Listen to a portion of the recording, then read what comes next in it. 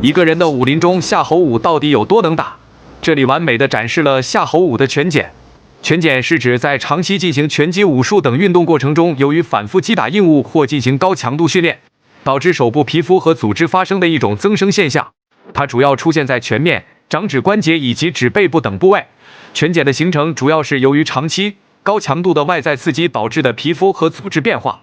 它并不直接等同于武术水平的高低，虽然拳检是练家子的一个标志，表明其在武术训练中投入了大量的时间和精力，但它更多的反映了外加功夫的训练痕迹。而武术水平的高低还涉及内功、技巧、战术等多方面因素，不能仅凭拳检来判断。抱拳礼，抱拳礼即国学中的衣礼，源于周代以前，有3000年以上的文化历史。当时作衣就已有土衣、石衣、天衣、特衣、履衣、旁三衣之分。左手握右手，这称作击拜；相反，则是不尊重对方的胸拜。这里夏侯武用的是左手握右手的抱拳礼，是击拜，明显是带着不好意思和愧疚的。暴力正蹬开路抱头，顺势撑掌击太阳穴，野掌再打，飞身超人拳反击，顺势横肘反打，重拳下砸一风穴。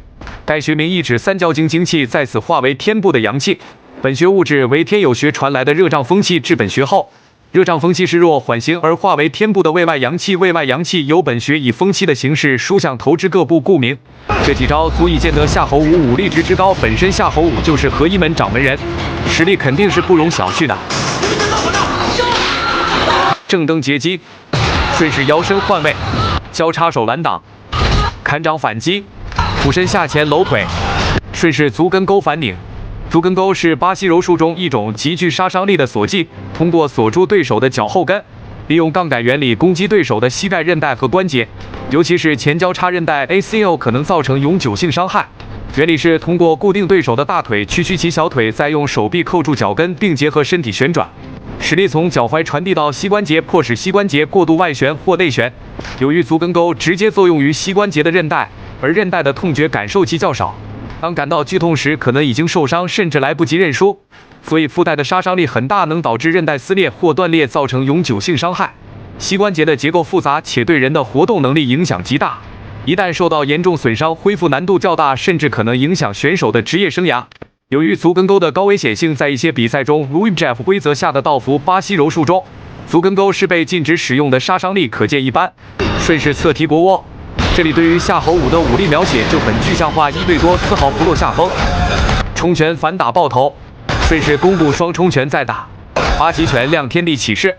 这种场景就问你怕不怕？一堆人围着你打，夏侯武还能这么游刃有余，可见这和一门掌门人的含金量。俯身摆拳反打，顺势前摆组合追击，摇身侧闪，顺势摆拳迎击，再接加臂过肩摔。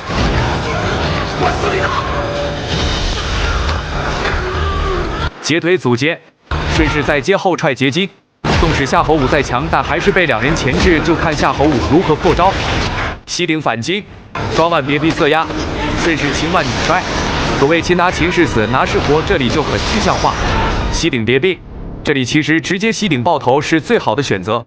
顺势拳轮侧砸击夹，这里直接一群人冲过来围殴，没点实力可能就束手无策。勾拳反击爆皮。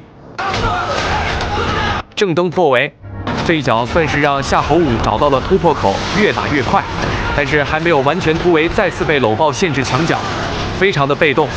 擒拿扣腮，夏侯武一招擒拿扣腮，抓住突破口，一瞬间就扭转了局势。偷袭，正所谓明枪易躲，暗箭难防啊！强如夏侯武也难免被偷袭，但是习武之人抗击打也是没话说，夏侯武硬吃一击照样没事。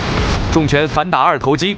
重拳的冲击力可能导致二头肌的肌纤维受到过度牵拉或直接损伤，引起肌纤维的拉伤或撕裂。重拳再打攻三头肌，这一招意图在致命，而是在于让敌人丧失战斗力。一拳重击攻三头肌可以让人好几天都抬不起手臂，不信可以自己试一试。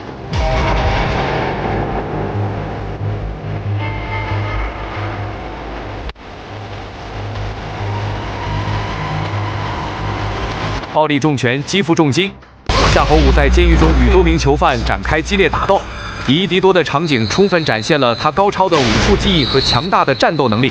本身来说，夏侯武是失手打死人，进了监狱，这里寻衅滋事，所以处处留手，不是杀招。如果不留手，又要打死几个，恐怕就又要多坐几年牢。这并不是夏侯武的意图。